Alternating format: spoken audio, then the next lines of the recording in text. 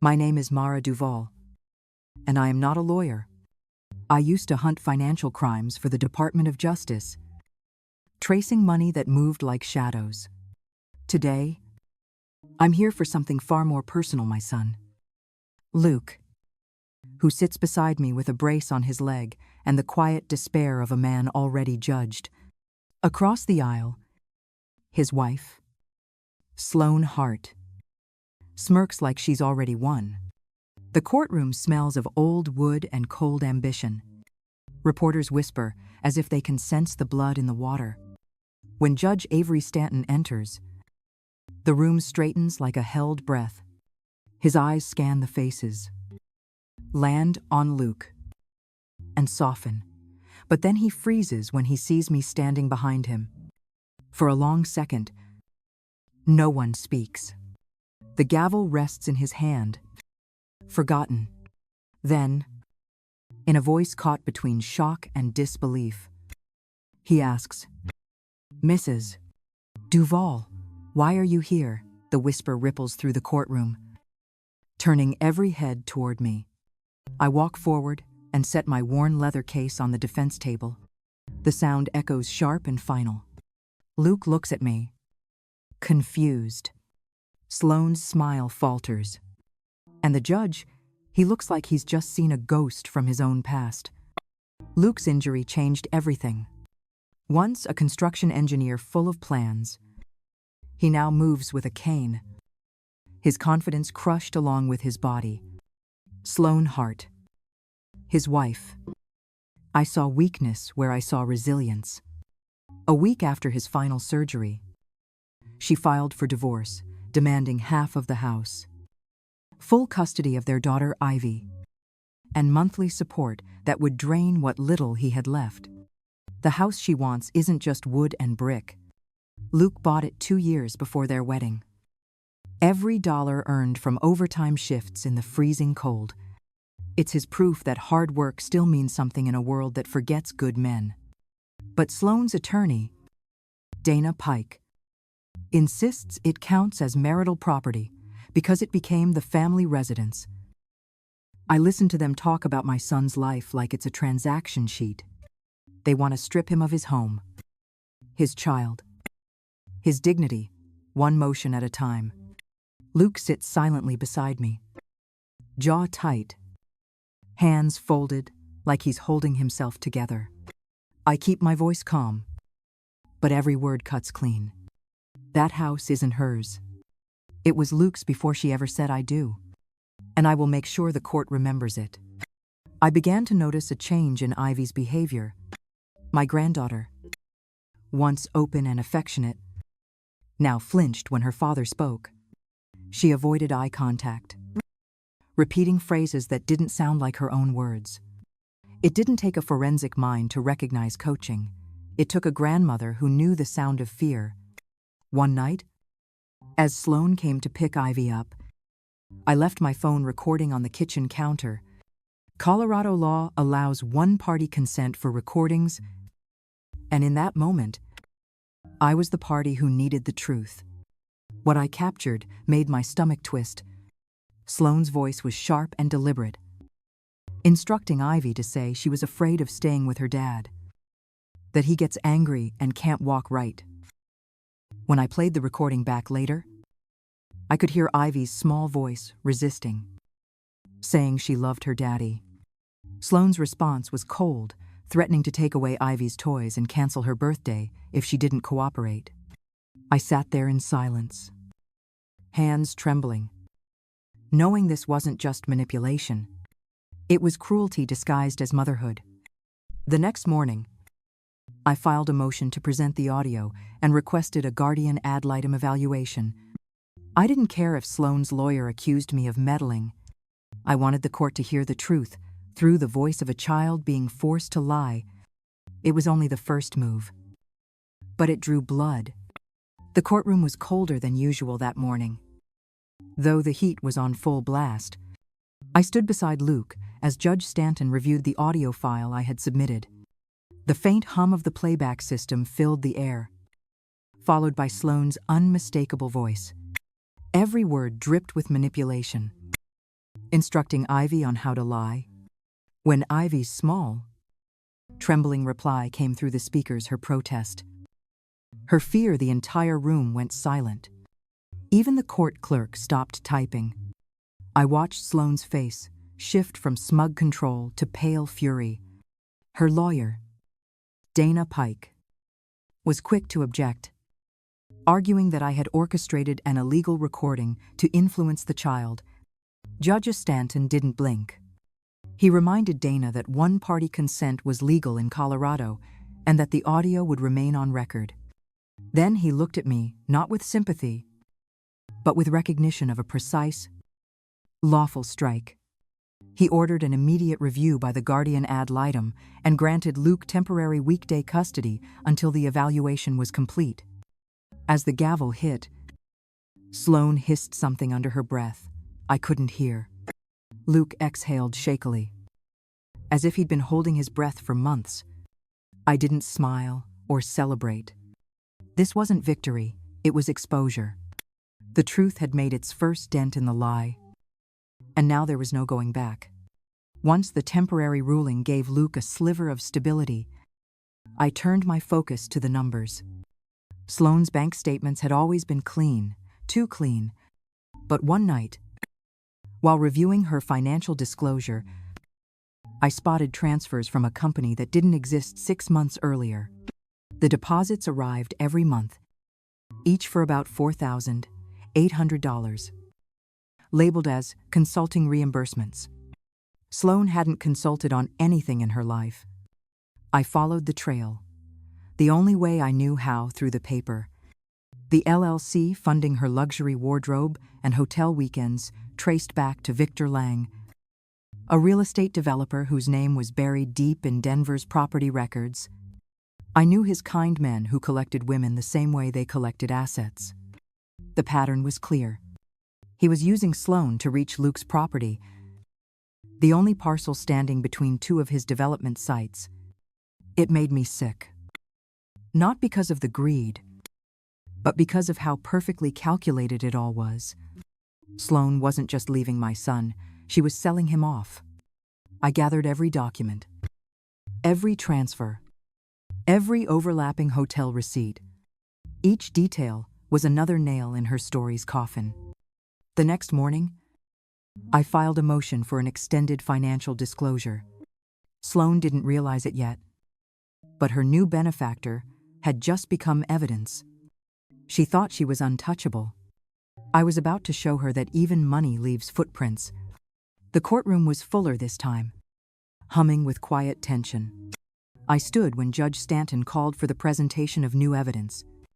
The documents I laid out were color-coded, precise transfers, receipts, and hotel invoices, each linking Sloane to Victor Lang's private development firm. Every dollar she'd spent on designer clothes and spa weekends came from him, funneled through that shell company. When I finished speaking, the silence was almost theatrical. Sloane's attorney, Dana Pike, tried to regain control, arguing that the financial ties were personal gifts unrelated to the divorce. But I could see the calculation in her eyes. She knew the optics were poison. Judge Stanton leaned forward, fingerstiefel, studying the evidence. I asked that the court issue a temporary freeze on any joint assets until the investigation into potential fraud was complete. Sloane's composure cracked. Her voice rose, accusing me of invading her privacy, of staging some kind of vendetta. I didn't respond. The truth didn't need my defense. It was printed in black and white before everyone's eyes. The judge granted my motion, ordering a full financial disclosure and holding the division of property in abeyance. As the gavel fell, Sloane shot me a look of pure hatred. She had built her life on money and lies, but I had just blocked her oxygen supply. In finance, that's called a choke point. In family court, it's the beginning of collapse. I knew Sloane wouldn't fall alone. The person guiding her, Dana Pike, was too confident, too quick to weaponize outrage. It didn't take long to find the crack in her armor. While combing through event archives, I discovered Dana had received sponsorship from a legal education fund connected to one of Victor Lang's shell charities. There were photos of her shaking hands with him at a real estate gala, smiling under banners printed with his company's name. It wasn't illegal, but it was enough to question her judgment. I drafted a formal inquiry to the state bar, citing a potential conflict of interest between Dana's client and her former sponsor. At the same time, I prepared a stipulation request for Dana to sign simple on the surface, just confirming the authenticity of her client's financial disclosures. Once she signed it, her name would tie her directly to those false statements. The following week, Dana looked rattled in court. She'd heard about the inquiry and knew I was the one who filed it.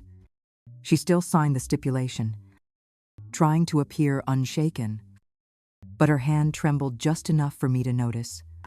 The trap was set. All it needed was daylight. Outside the courthouse, a local legal reporter stopped me for comment. I said nothing, only smiled and kept walking. By morning, the story about a prominent divorce attorney under ethics review was already circulating. The war was shifting. This time, they were on defense. The final hearing drew a crowd. Reporters filled the back rows, and even the court staff looked uneasy, sensing something irreversible was coming.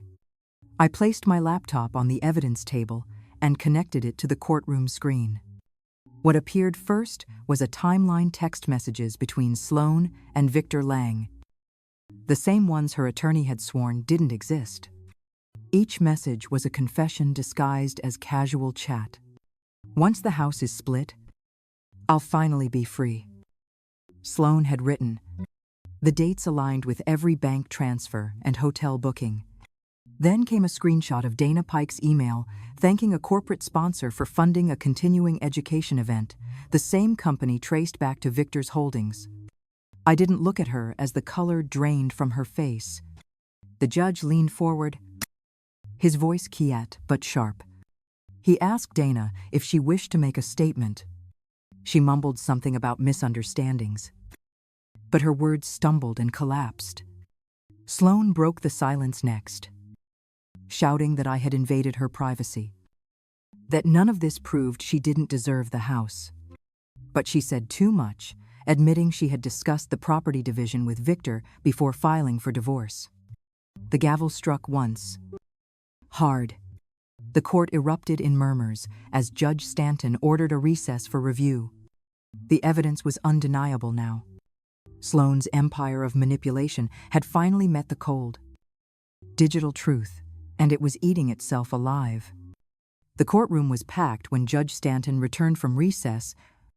The air felt heavy, like the room itself knew what was coming. He sat down slowly, scanning each face before reading the verdict. His voice was calm, measured, and merciless.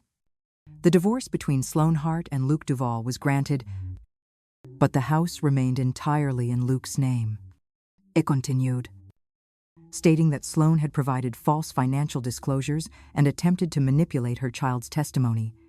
Custody of Ivy was awarded to Luke.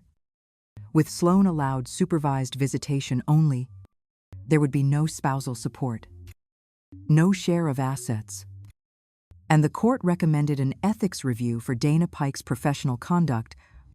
I didn't move or breathe. I simply watched Sloan's world implode one sentence at a time.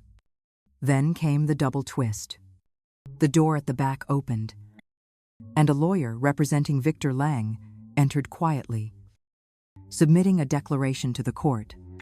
It confirmed that Victor had terminated all ties with Sloan and was under federal review for suspicious financial transfers, the same ones tied to her accounts. Her supposed savior had just abandoned her to save himself. Sloan shouted that it was unfair, that everyone had conspired against her. But her voice cracked into sobs. No one pitied. Judge Stanton looked at me once, his tone softer. Justice needs light, not vengeance. Mrs. Duvall, he said. I nodded, knowing the difference but also knowing that today, light had burned every shadow clean. Weeks passed, and the storm finally settled. Sloane Hart vanished from Denver's social circles almost overnight. The ethics complaint against Dana Pike became public, and though she avoided disbarment, her firm dropped her as a partner. Victor Lang paid a heavy fine in a quiet federal settlement, his empire shrinking faster than his reputation could recover. Luke's life began to heal in small, steady ways. He started working part-time again at a local electrical workshop, mentoring apprentices about safety, the same lesson his own pain had carved into him. Ivy thrived under his care, laughing again, her drawings now filled with bright colors and open doors. For the first time in years, the house felt alive. I kept my promise to protect them, but I also learned to let the silence mean peace, not waiting for another fight. Some nights, I sit on the porch and watch Ivy chase fireflies under the porch light, while Luke hums to a tune I once heard him sing as a boy. The leather case I carried into court now rests locked away. Justice had done its work, and I had done mine. Truth leaves scars, but it also builds shelter. Thank you for staying with me through this story. If it struck a chord or reminded you of your own battles, share your thoughts below. Your voice matters here.